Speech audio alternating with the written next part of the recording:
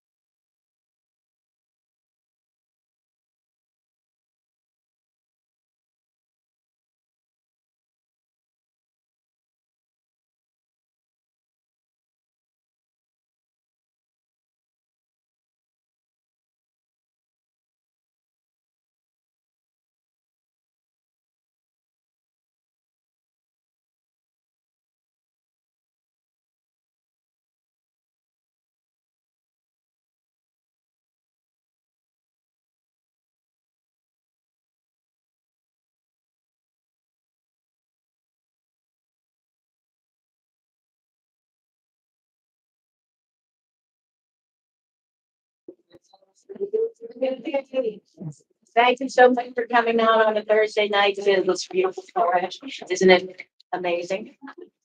I am Cindy Oliver. I'm Executive Director of Three Rivers Business Alliance, and I'm so happy to welcome our new Chief of Police and give you guys an opportunity to ask some questions and have some interaction with them.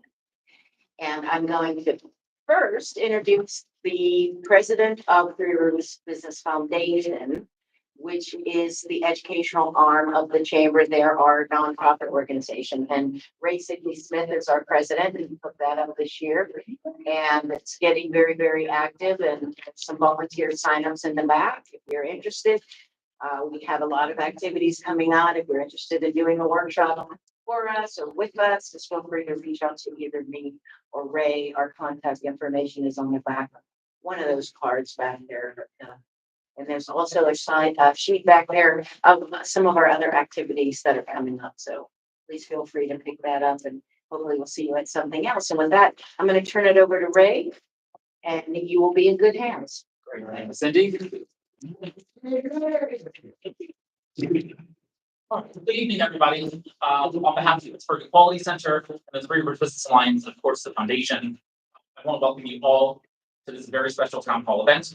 We're honored to have this evening, obviously, the Pittsburgh Police Chief, Larry Scirotto, to discuss issues surrounding law enforcement of LGBTQIA+ community.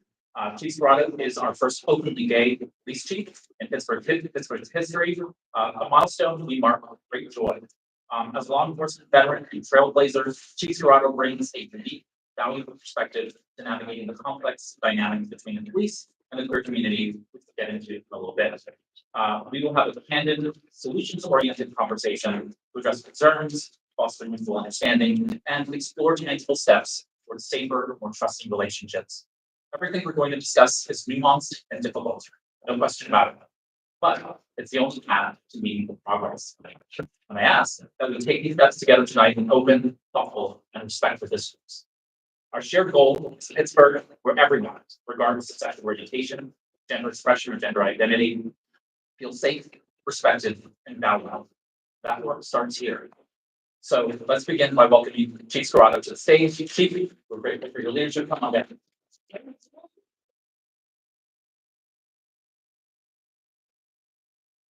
A couple of housekeeping items. You can come and go as you please. So feel free to. Restrooms are out and to the left. And if you have a question, there are note cards on the table out there. Just for purposes of the live stream, I have a pocket full of questions and a paper full of questions for the chief. And so that we can go ahead and keep everything organized. Just go ahead and point questions onto those sheets if you need them. And then one of the folks will grab them from you as we make our way through the evening. So, Chief Scirotto, welcome. Thank you. Thank you for having me. One, I just want to thank you for opening the dialogue with us and being present and available. I wanted to start off the conversation with philosophically on, kind of the macro level. How do you approach policing and its relationship to the queer community, to the LGBTQIA+ community? I think it's really similar to other marginalized communities that have had a disconnect, historical disconnect with law enforcement, whether it be here or any other city in America. And the reality is it's about conversations, it's about building the trust. We talk about why the community doesn't trust the police. It's not about stealing our it's about who we the police, who the community where we the police trust to keep them safe. And oftentimes in marginalized community answer no. And so how do you build that connection? How do you engage in a meaningful way that trust is developed where there has been historical wrongs, whether in the marginalized community? You communities no different.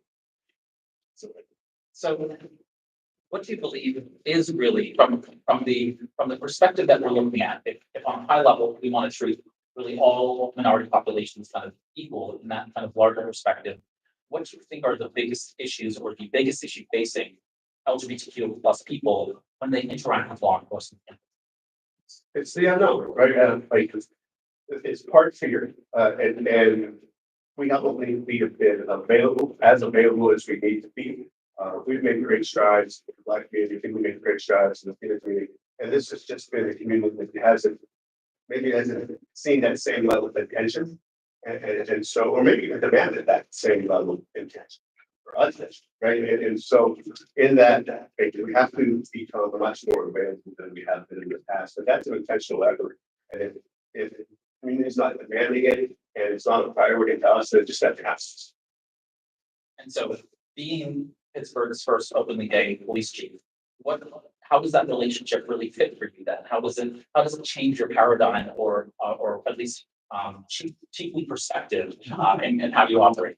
You know, I think it's gotta be the response. I have to, why this is important, not just for the community, but for me, is that I'm leading by example. Right? And the expectation for my officers to be engaged in a very different way than they have been in the past has to start with me. It has to start with the leaders that I put in place within this organization that support that same type of thought process. And to do that, this is why this is beyond important. And it can continue to be important for our officers. Like, I don't think you have to create units for this level of engagement, this level of connection, because it should be the expectation that all 850 men and women that represent the Bureau are acting and engaging in this way. And for that to happen, I have to be the leader in that space. And so there on the practical level, what training goes into place, whether that's sensitivity training or otherwise, goes into place with the Pittsburgh police for interacting with and really supporting the oceans. So when we talk about cultural competence, I taught that for Community Training Academy for probably 15 years before I left. And we started with, I don't want our officers to be tolerant, right?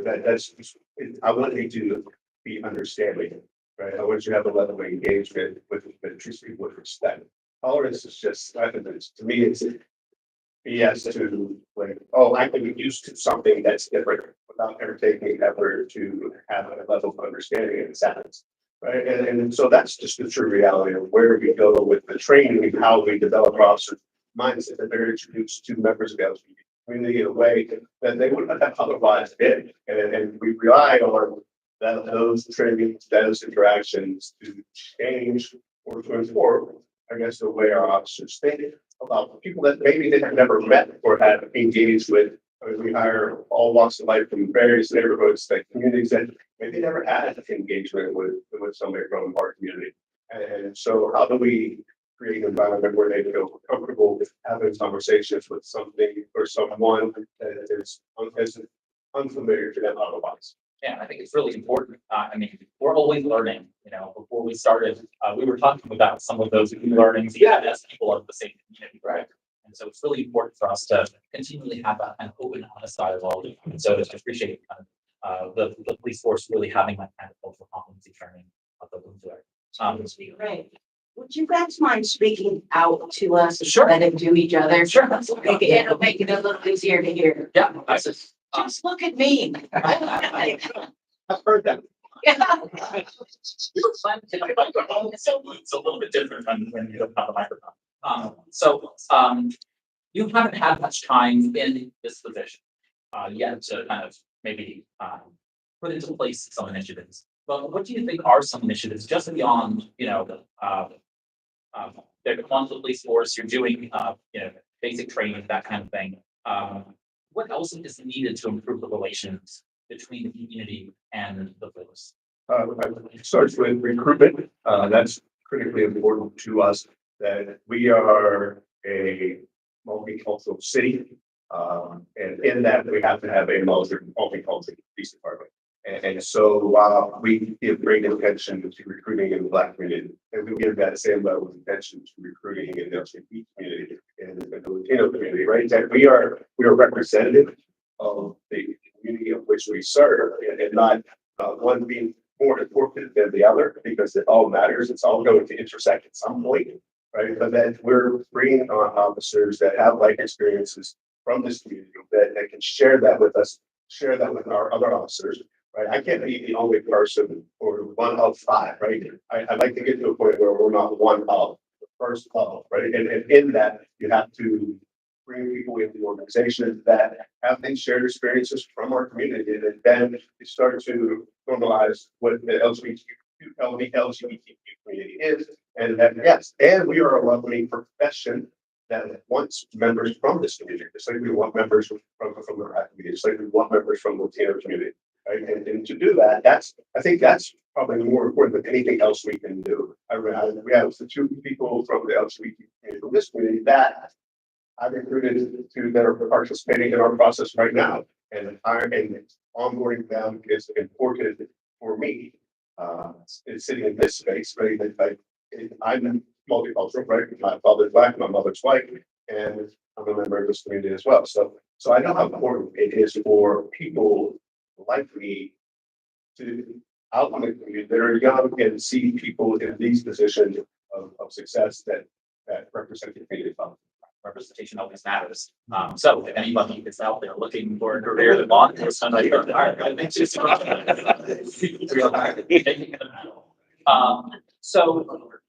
that, on the flip side of things, when people come into contact with the police force, whether that be by calling 911, calling non-emergency line, or being placed under arrest, right? We all have experiences with law enforcement, and they may not always go right. Certainly when tensions and emotions are high. How do you handle complaints with community members when things go wrong? So we have two reporting bodies that citizens can file complaints against police for misconduct. And that's our Office of Municipal Investigations, and that is operated independently of the police department through the law department, but it investigates police misconduct. And then there is the Civilian Commission Review Board, which is another independent body that members of the community can file complaints against misconduct from police officers. And they focus solely on police, where our Office of Municipal Investigations focuses on all city employees, whether it's DPW, the Department of Public Works, or fire, or the police. We tend to be the lion's share of their investigations. But those are the two entities that someone would file a complaint or perceive as wrong. And so do people do that from the city website? Where do they go to? They can file a complaint via the telephone, they can do it through the website, and then there's the in-person opportunity at the city county related to do this. So I'm curious about before we get to the complaint, if we're mindful, we look at maybe the policies that underlie how the police are supposed to be treating all populations, but specifically the LGBTQ plus population. What policies are in place to really protect minority populations in the city? So we have our non-biased police policy, right? But it starts with the basic premise that everybody should be treated with dignity and respect, no matter how we encounter them, or no matter how we encounter you. If we live by that basic principle, all people deserve to be treated with dignity and respect, no matter the circumstances. Then it's more philosophical, it's more cultural, because policies, policies are often usually reactive, right? And if the culture doesn't believe that that's the philosophy of the organization, and the officers don't buy into that dignity and respect mantra, then any policy I write will be rather relevant until it's time to this. So that's kind of, as you said, it's kind of high level, it's somewhat philosophical and reactionary. On the proactive side, for those members who are here in the audience, at some point we're going to have to call law enforcement for some reason, right? From the who on my lawn issues to even more severe issues. What can we do to empower ourselves when we are interacting with law enforcement, for us to have the best engagement? I mean, I guess it depends on what side of the engagement you're on. Right? Are you the victim or are you the accused? Right? And in that, I think it's regardless of what side, it's about having trust in that our officers are there to improve the situation, no matter what side, right? And then that their goal is a peaceful resolution. And it's oftentimes difficult for us to impart our experiences, whether it's personal or it's made to us through other people, but that for this mutual respect, for this relationship building to prosper, we have to be able to set aside some of those historical wrongs, right, and move forward in this new direction of building trust with one another. If we harbor past, I'm not saying that we'll ever forget it because we shouldn't, right? But if we allow that to be the guiding force in that encounter, I think it oftentimes will turn out in a negative experience for both. I think the officers I know want to do the right thing in those moments, but it takes mutual engagement with both people, right? So, and that route, that outcome to occur. And it's just that I think actually oftentimes it occurs more than we think. We are, or we see those negative encounters and they're highlighted, but they're far more good than poor. As in my work days are far more good than bad. When they reverse, there's probably time for me to think about some other. Right. So you're seeing many more circumstances where the circumstance was diffused, and so therefore there wasn't an opportunity for the media to hide their. It doesn't go without understanding that we are starting Black History Month, and we have many members of the community who are intersectional. Myself, I'm multicultural. You're multicultural. We have lots of folks who navigate that spectrum of being Black and queer, Asian queer, Hispanic and queer, and otherwise. And I wonder, are there opportunities for you to think about how some of those liaisons across the department can really help to shore up some of the LGBTQ plus outreach? Have you thought about that in some way?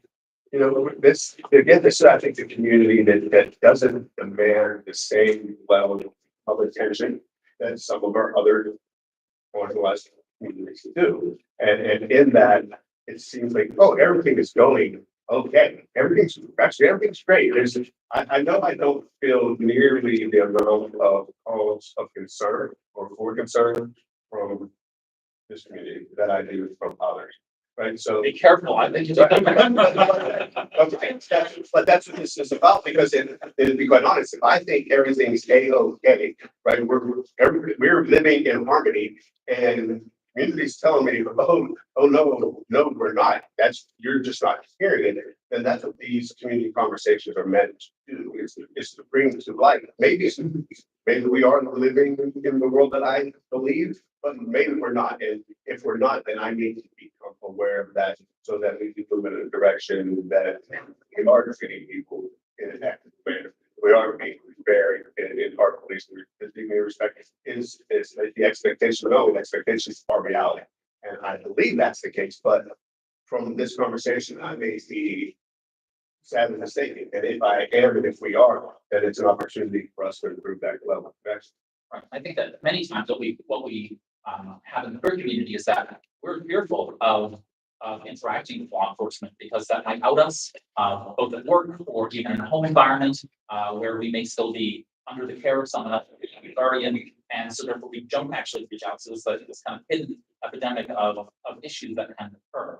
And so I just wanted you to talk a little bit about the work of the liaison. We have an LGBTQ plus liaison, which is Eric Baker. And so he's there. Can you talk a little bit about what his role is, what that role has historically been, and maybe how that can help with that?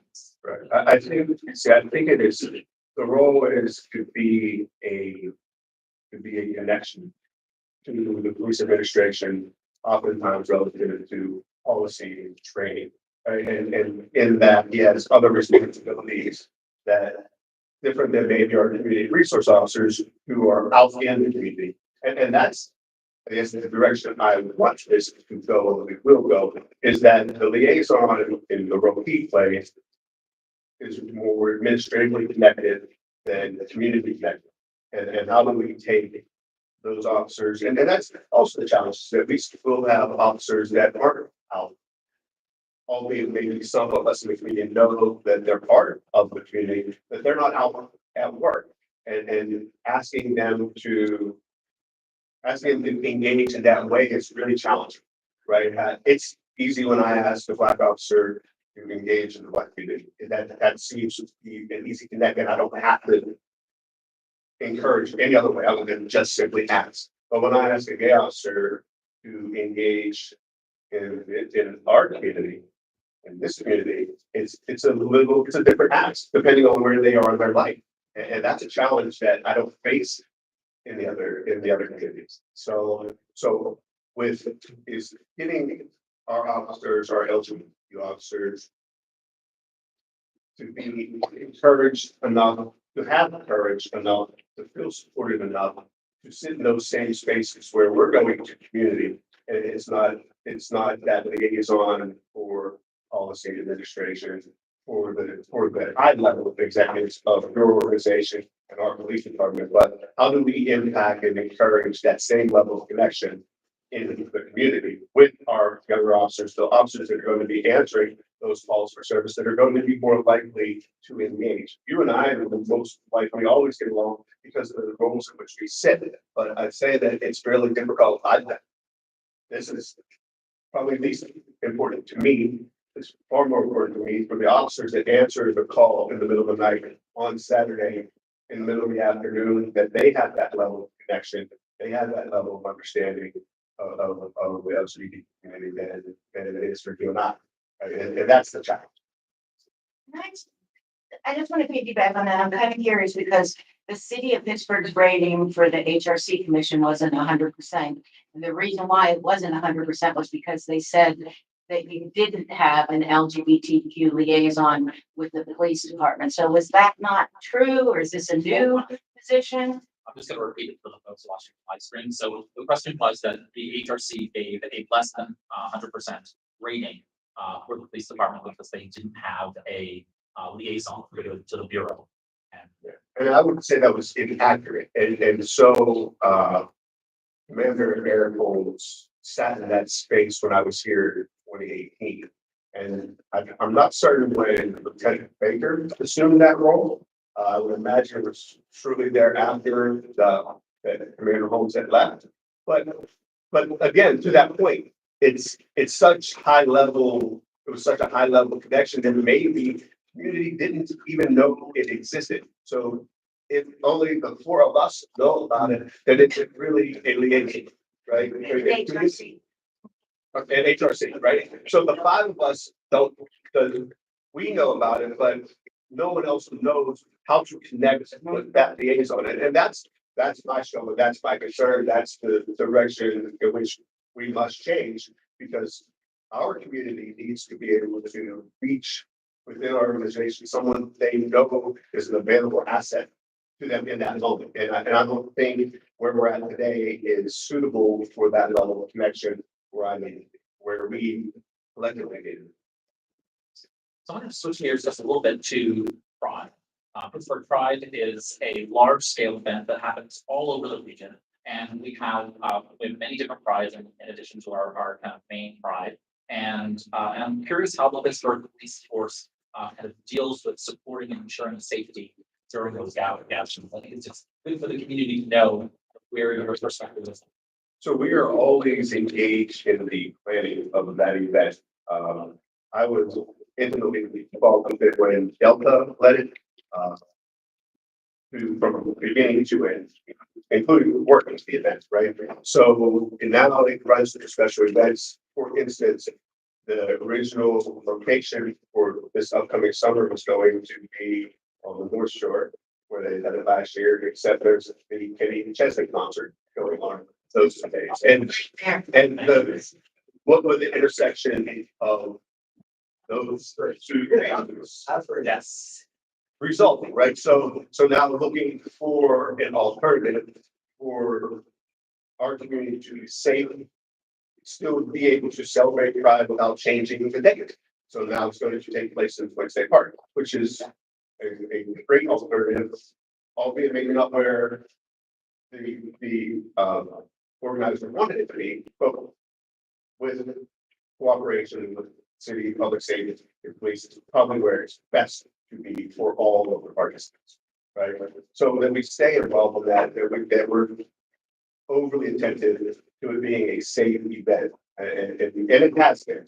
And it has been for years because of that level of attention it gets. We're always concerned with the safety of the participants, the safety of the visitors that are going to be in the city for that event and the weekend that event's taking place. So it's important that we stay focused that nothing happens at that event. Yeah, I think it's really important, thinking about it from a business perspective. We want to be able to encourage on the Free Rivers Business Alliance chamber side for businesses and folks to be involved and engaged. And they want to make sure that they're going to be able to bring their staff and so on and so forth to an event that's going to be happy and fun and safe. And so it's good to know that we can be reassured by the hotel that it's going to be. Yeah, I mean, just think for years we closed a major artery in the city of Pittsburgh and had that event year after year with no significant problems, no disruption. And that's an effort with the organizers and police and public safety. The Congress. Yeah, fantastic. So I'm gonna ask one more question, and I'm gonna go to all of the questions. And so my question is for example, you reached out to us when you came on board and wanted to establish a partnership so that you could be out here in the community. We applaud you for that and ask and thank you for that. What other partnerships need to be established or strengthened between Pittsburgh law enforcement and other LGBTQ plus organizations, centers and so on and so forth? What's the next step we need to take? Yeah, I think we had, and I think we still have a pretty good relationship with Prasad, right? And they were the architect of our cultural confidential training. Right? Ted Hoover participated in it every year that I taught it, right? And reconnecting with them to ensure that, because I think they also have a different demographic that they serve within our community that's important for us to connect with. How do we reach the young people in our community? I look around and I'm not going to change who the camera can't see, but like we're all adults in our probably our professional years of life. Like how do we connect with that 18 to 27-year-old, that 13 to 18-year-old? Like that's my concern, right? So instead we have a disconnect there and allowing them in their own devices to determine what that relationship with law enforcement should look like. So while this is a very professional organization, how do we connect with those that are maybe not unprofessional, but that sit in a different space with a different demographic? All right. So there are no cards back in the room. Perhaps if some of the board members would mind just grabbing a couple with some pens and just walking along the aisles. If you have a question, I have a few already, but I would love more. And so I will ask the questions and then I will let them answer. And so if you can't be. It's right front of Pride, Sorry. and you all be participating in Pride, I'm sure, in some various capacity. So I do want to announce for the first time that one of the things that we do during Pride is a fashion show to show the colors of Pride and to have the diversity of the community represented in our models, and it's a ton of fun. And it's how we engage with the community and celebrate Pride and raise money for the foundation for educational programming. And just thank you to Scirotto, who agreed to be one of our models. So if you want to see him modeling something other than his current attire, there's information on the back. It's June 15th. It's a champagne brunch. So, put it on your calendar because it's a lot of fun. So with that, Tom's asking here, I'm just gonna read verbatim and then we can go from there. So I have a store on Brookline Road and there are about 12 kids ages 8 to 12 that harass my store customers and myself. They throw food on my windows, pound on the windows and scream in my store. They're a well-known group that terrorize the neighborhood. Boston Pizza had to take their tables out of their dining room. They have caused issues on other businesses and broken into Pittsburgh property. I'm presuming there's a question in there, which is how What to do with that? yes. Right. I would assume they're also juveniles would be my next connection. So first and foremost, always call 911, right? When that behavior is occurring, when they're committing criminal mischief, just general disorder, disruption, harassment, it should not feel threatened or concerned about dialing 911. Nobody should feel that way in their business and or their home in our community. So that's first and foremost. If you haven't had an opportunity, that's where I would like to connect them with commander of zone 6, and we start talking about the engagement from our officers to control that neighborhood. When we go into 2024, we'll have shift change at the end of February, and where we're much more responsible for a neighborhood versus the zones. So you'll have officers that are assigned to specific neighborhoods that will focus on what I would call quality of life issues and being able to engage in very different ways. There's a complete transition wanting from what we look like today. And that was the objective when I got here, to change the way in which we police the city, or really which way our officers are engaged with our community.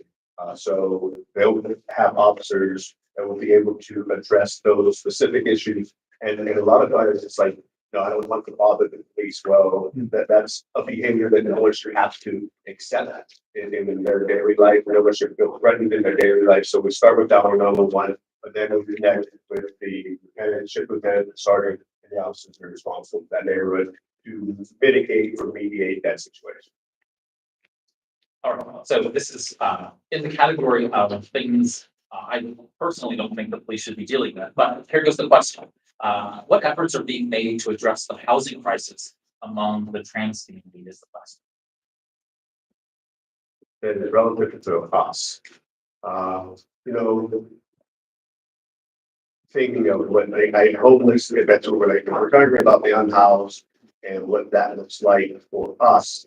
We aren't and typically haven't been the referral service for that issue, but we do with the Department of Public Safety and our Office of Community Health and Safety for developing the co-responder program, right? So while it won't be typically a police resolution, that's just going to get called. We're going to get called because we are the response when you down 911.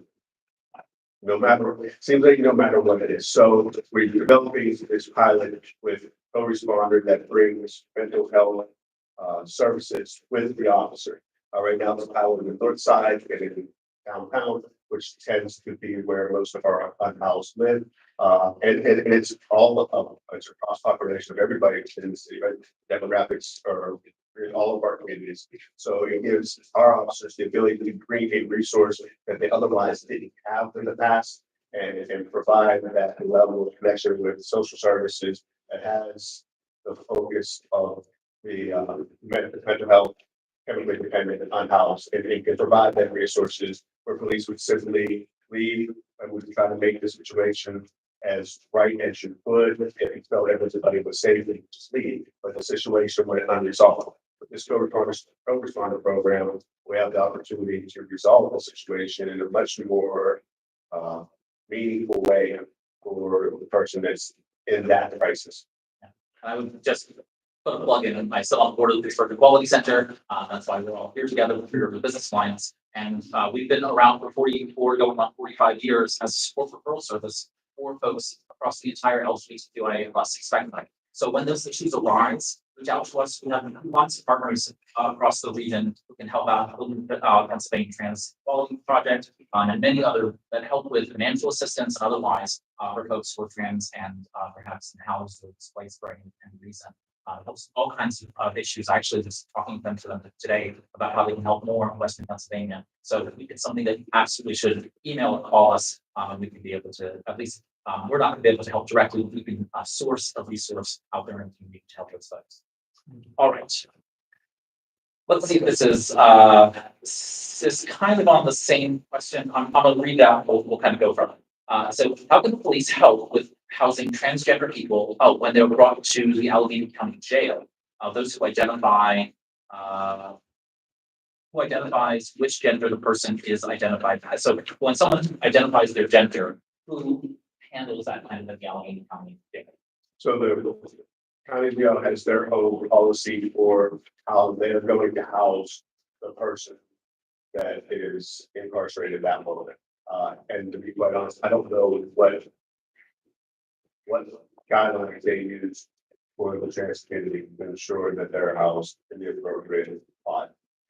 But I know we simply asked. That was when we had that as a concern, became very focused for us.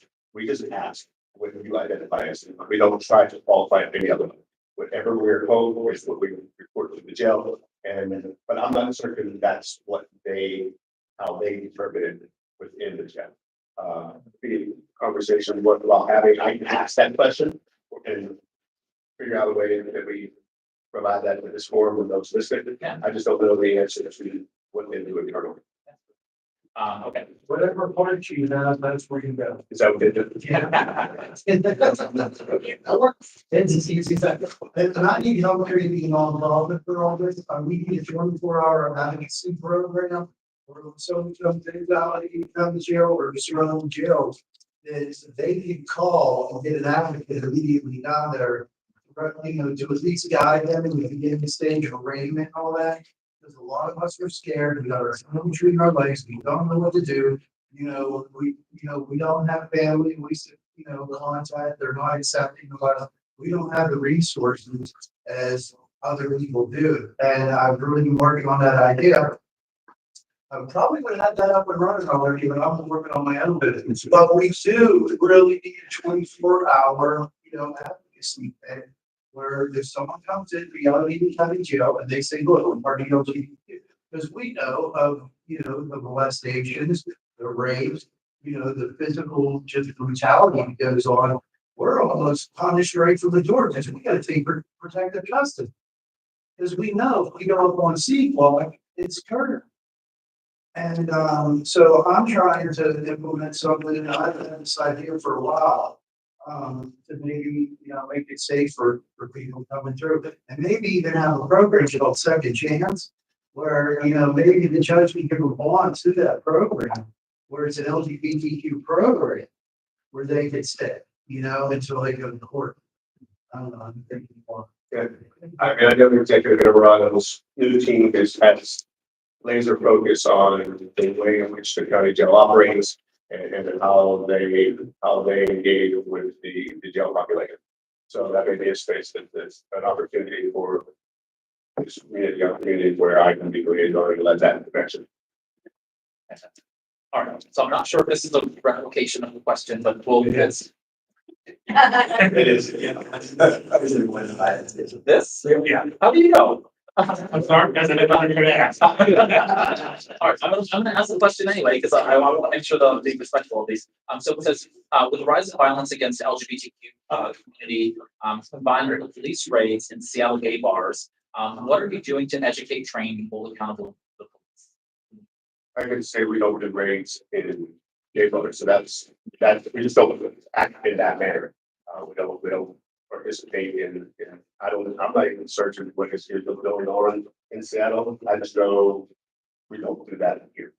So I can really know our actions, but that's not a police function that we've done probably at any time that I've been a member of the board. From the first time, I'm certainly one of them now. Okay, so this question is that the city has an LGBTQIA plus commission.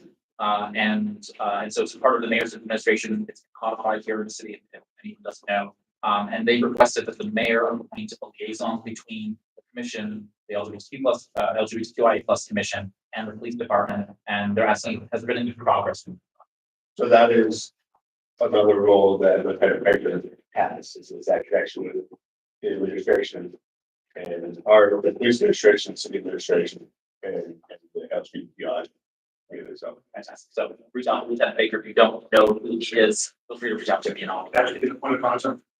So again, Lieutenant Baker should be the point of contact. yes, that's this is another question. So whoever wrote this question. What's the question? Which one? What does it say? Exactly. Is it about strategy? No, it says trans self-identity arrest.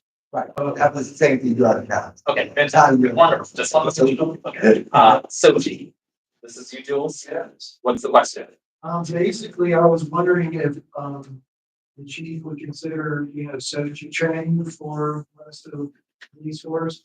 Because a little Brent told me that Three Rivers Road Business Lines just started this, strategy training. And I think that would be actually, beneficial. I have gone to those LGBTQ meetings up north, and the police force is actually meeting with a lot of the community. and go into trainings, with the community. And I think surgeon training, if you would be up to it, surgeon training for 4 days. I'm not opposed to anything that, But it's free to charge. and that improves our connection, right? So the creativity of what we put together to improve the relationship with the police department and the community is important. If it's feasible logistically, we will do it, or at least we'll consider it and figure out how we operationalize something that impacts the way in which we provide services. Great, so this next question is a person identifying as a foster care recruiter. And it says, what can we do to encourage those in the LGBTQ plus community to become foster parents? There are many children and youth that identify as LGBTQ plus, and yeah. Right, like the police officer being foster parents? Yeah, sure. So you want to clarify, and then I can read it for the folks. So basically, I recruit for parents, but we have a large number of youth and children who identify as LGBTQ. And we have a very hard time finding foster parents to sponsor them. So what happens is they go to a regular traditional straight home, and what happens is it's not a good connection because, say, for instance, say the child is born a male and wants to wear a dress in a Christian household. That is a problem in a Christian household to that a Christian household. You understand what I'm saying? So what happens is the child will go there and it becomes an issue. It's not a good connection, and now we have another disruption in that child's life. So what we need to do is find foster parents who can identify with the child. They don't have to be LGBTQ, but if they can identify with it, we need you. So that's why I'm here. I'm looking for foster parents, and I also would like to meet you and talk to you and be able to develop a connection with that community so we can find those people. So more of an advocate for what you're looking for. Yeah. So for folks who Be an advocate. yeah, so for folks who are watching the live stream, it's queer affirming and queer friendly fostering. So finding folks who can basically take in LGBTQIA plus children and youth in that space. There's more to that. Okay, great. All right, onward we go. Even questions coming, by the way. We have a little while longer with the team. Okay. How do we help encourage a stronger relationship between PRT authority and Pittsburgh City Police? It says violent group of teens hang out at teen stations. There's a zero presence of PRT or Pittsburgh authority. So we're talking about the feed station downtown, I'm guessing, right? The Wood Street, in the street station. Yeah, that's an ongoing challenge for all of us. I know the police are significantly understaffed, right? And that we have a challenge with all of the schools intersecting in that one location because of the central busing system that Pittsburgh has. That has been a challenge for quite some time. I don't think anybody has been able to solve simply because the way in which our transit systems work and Pittsburgh Public Schools, in which the way they transport their students. So with that, we've worked tirelessly to mitigate some of that disruption with our outreach workers being visible and in town. The dedicated downtown public safety center that is opening in the middle of the month will have 18 officers that have sole responsibility for town and those type of behaviors. So it's a collective effort that is a real challenge for me to suggest that, but I know the exact solution to it would be disingenuous to you or anybody else I was speaking to. But quite honest, it's an effort that we continue to work toward, and you know, we've got to at some point start to place a responsibility on parents to manage the behavior of their children. Also, that there's, you know, you never want to criminalize kids being kids, but it is also, you know, a behavior that is at sometimes threatening, sometimes violent, and we have to continue to dedicate the resources there to impact it. I think our partnership with Reach and our social services has done great work in minimizing what that, I guess, chaos would look like otherwise. But there's times it's just a challenge, and in that we continue to work hard to find a solution, but at least to be able to encourage expected behavior is the objective at the moment. That's a follow-up. Please read that so I can read it really down. Sure, there's limited stops on significant numbers of the public transportation system in Pittsburgh. You know, to say the least. So to say that you're working towards it, I think, can you just speak to maybe your own personal experience, the challenges between the Pittsburgh City Police and the PRC and that connection communication about even establishing just like, you know, your own internal schedules of having a presence during high traffic volume hours. Like, I just can't understand how it's that difficult in terms of logistics to solve. So the question is about liaising between the two authorities to be able to have a presence. Well, we don't dictate to the PRT what their bus schedule will be. That's just the reality. That is decisions that they make that are far beyond my pay grade, and it's not a city function, it's a county function. So because the responsibility of PRT lies with Allegheny County, the city and the city officials don't have any control over where those buses go and the manner in which they run, hours of routes. It's simply we're responding to whatever instances occur because of it. So that's the reality of the world we live in. We don't control Port Authority, and therefore we are not and cannot today, in the past, or in the future, dictate the terms of their operation. Can you see any effective ways to establish a communication pathway between those two entities so that something like simply planning presence during high traffic volume hours is a future that people can look forward to? Banning? Did you say banning? No, it's just having a presence of authority during high traffic volume hours, whether it's the Pittsburgh police or the Pittsburgh Regional Transit Authority, for the protection of the people taking a public entity. Right. We increase presence during school hours, dismissals, and so our personnel are often visible, available during those times. The dedication of resources depends on the demand of the day, to be quite honest. And in that, there's still only a finite number of officers that are available to respond to any of these instances, any part of our city. So we focus on when the times we know are most problematic. But again, how much of our resources we can dedicate toward that cause.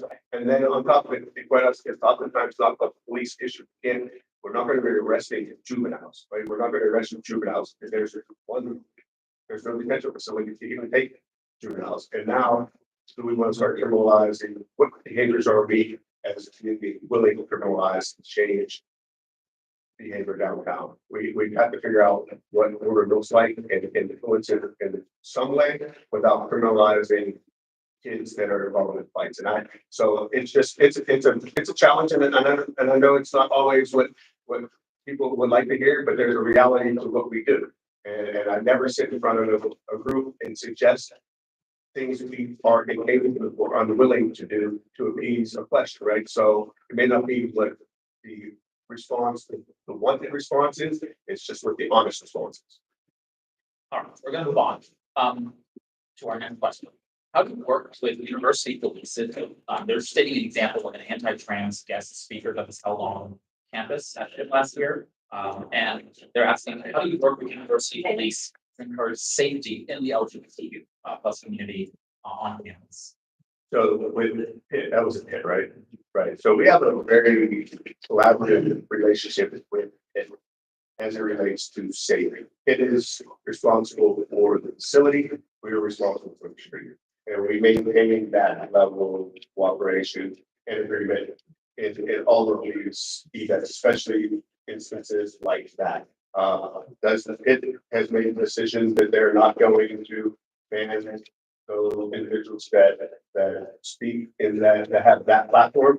And so all we're there to ensure is that it's orderly and everyone is safe, regardless of what side they fall on, right? And we've done that without much conflict quite often in other instances as well. So it controls the facility, we control the streets, but there's a collaboration for that level of safety for all participants of the event. Okay, 3 more questions and then I'm gonna softball. So my next question is, at what point, should the police get involved, with, when we feel threatened? And this person has, personal experience. So, where's that litmus for engaging with the police? So this person is the victim of that interaction? Yeah, they feel, Yes. they feel threatened. Yeah,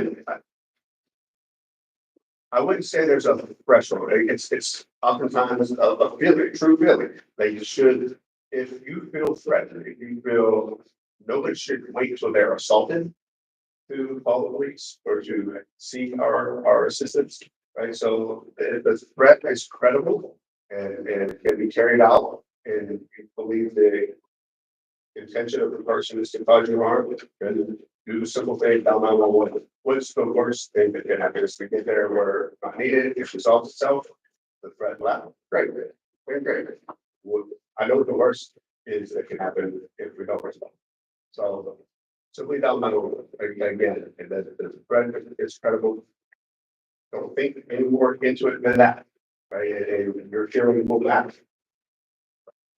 All right, so next up, it says, in order to know where we're going, we have to know where we've been. It says, do Pittsburgh police officers receive an historical education about the queer community and its relationship between it, I'm presuming, and police institutions? And so, regarding, former raids, laws against cross-dressing, Stonewall, Lavender Scirotto. Right, so we talk about Stonewall in 1969, just like we talk about criminal laws and stuff. Right, that's what total competency is about. I know officers know and need to know if they didn't what police were used for in those times, and why there is a level of distrust. I mean, while people will, I don't know. Yeah, I wasn't born in 1969 or 79 or.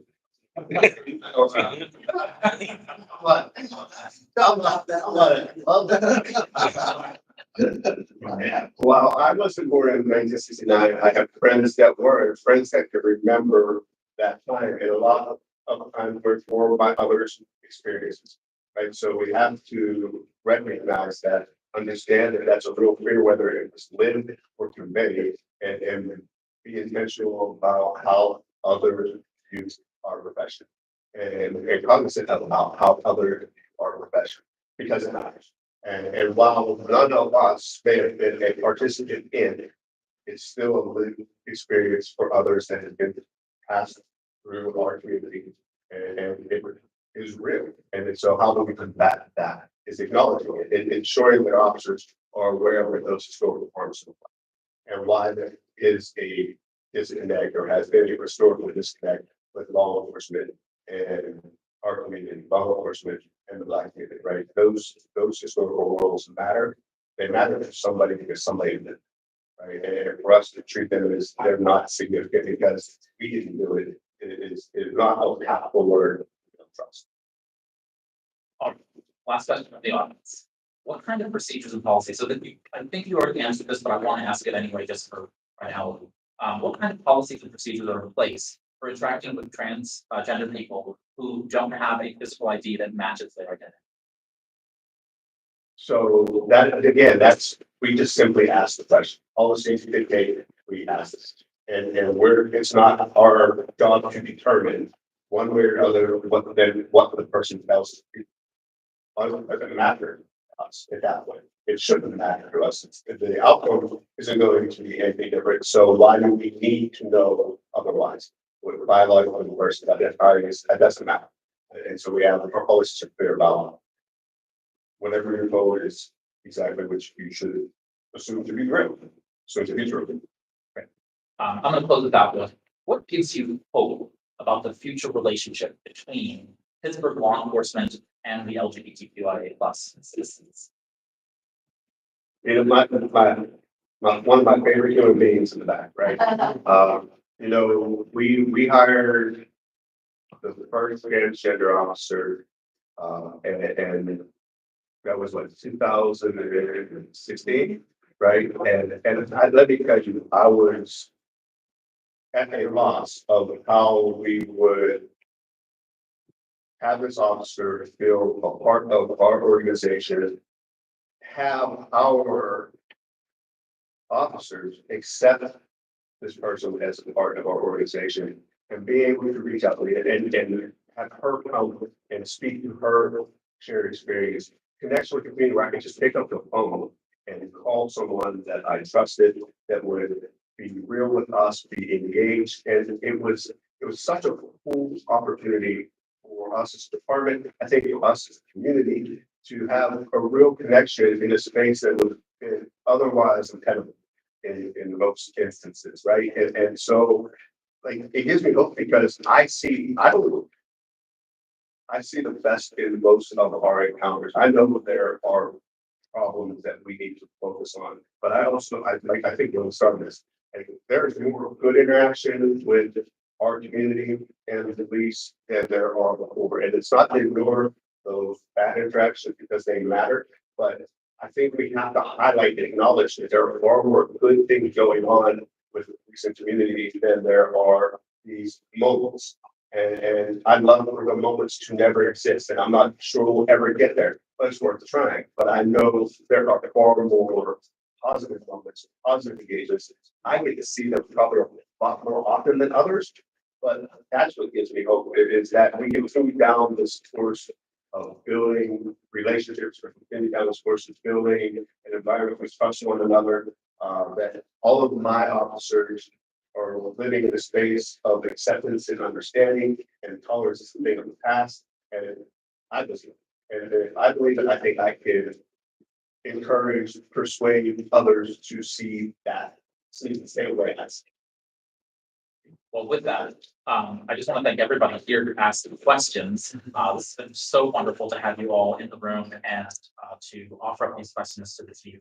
Pittsburgh Equality Center and Free River Business Alliance are delighted to have this conversation with you and the community. And we're just excited to have a member of our community represented. So most of all, I'm grateful that we've had this opportunity to sit down and have this conversation. It helps build unity and basically between the queer community, amplifying voices that are many times marginalized or unheard, really paving the way for a place where, like I said, everyone feels safe, respected, and valued. So I want to just ask everyone to join me in thanking Pittsburgh Police Chief Larry Scirotto for being here.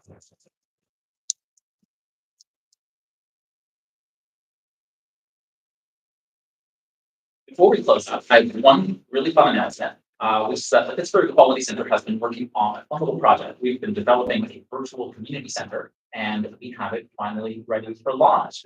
So you'll all be able to join it now by going to pittsburghequality.community and joining by going to that domain. So that is the domain, pittsburghequality.community. Do not come at me with a .com.